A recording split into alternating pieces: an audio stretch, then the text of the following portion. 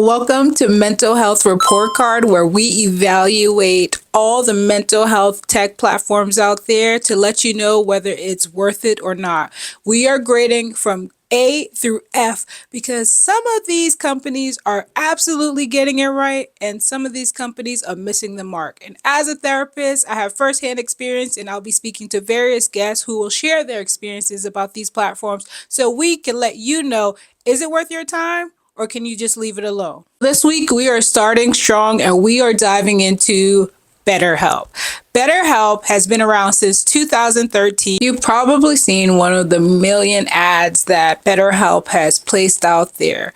One thing that I can absolutely say is that BetterHelp has such a robust and strong marketing plan and marketing budget where they're able to compensate creators as well as really big names like Tom Brady to get behind the lens and promote their product. But is BetterHelp actually worth it from a clinical standpoint? And when I say clinical standpoint, I'm using it, is it worth it for therapists? Is it worth it for the providers? So the number one thing that is concerning about BetterHelp, while they've done a lot of good in helping people globally access mental health services, there's also some interesting points that we must take a deeper dive into. And one of the things that I want to start talking about is first and foremost compensation for therapists. I truly believe that if therapists are undercompensated, they are therefore undervalued and therefore cannot provide top-notch quality care. And it actually is all impacts the client at the end of the day. So when you look at the compensation structures, we'll give an example from anonymous therapists that provided some information to our show here. You can see some of the drop down menus below, some of the payouts for some of the therapists that are seeing clients on there. Now, I'll let you be the judge of that. But when it comes to compensation, which is another big factor that we're looking at here on this show, I'm going to give BetterHelp an F. Compensation is nowhere near the amount of money that they are making to support providers and seeing and giving good quality care to clients. Now let's look at the ethics behind BetterHelp. So you may have heard there have been a series of lawsuits against BetterHelp, particularly bigger states like California, who specifically require that these organizations hire therapists as W-2 employees to provide therapeutic services to their client base. Now, BetterHelp has managed to skip that, and as a result, they are facing legal consequences from big states like California who are advocating for the rights of therapists.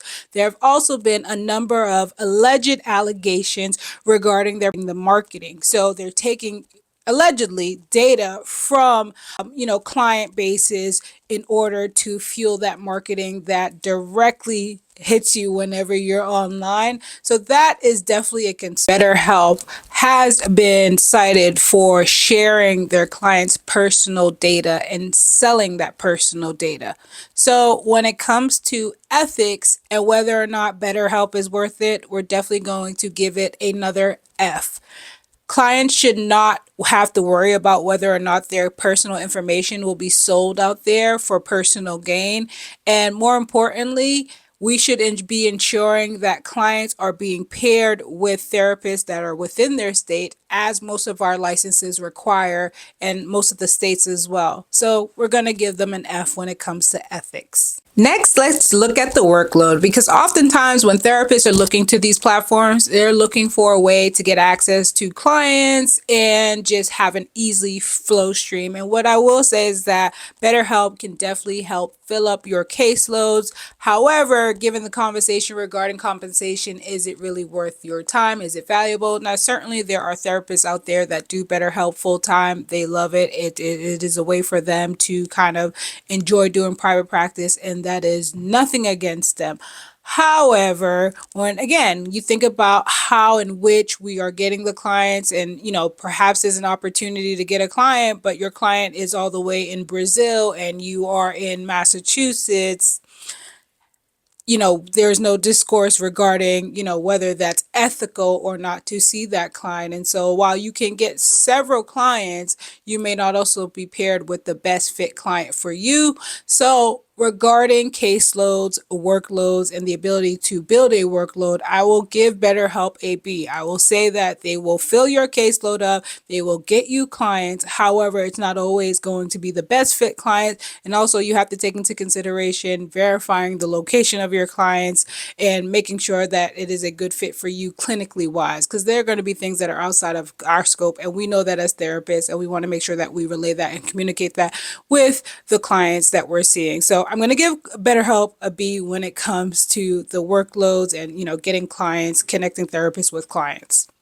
So, taking everything into consideration regarding the ethics, the compensation packages, the ability to build a workload, I'm going to give BetterHelp an overall grade of, y'all ready for this? I'm going to give them a D minus. And I'm giving them a D minus because, again, compensation is unfair and severely low.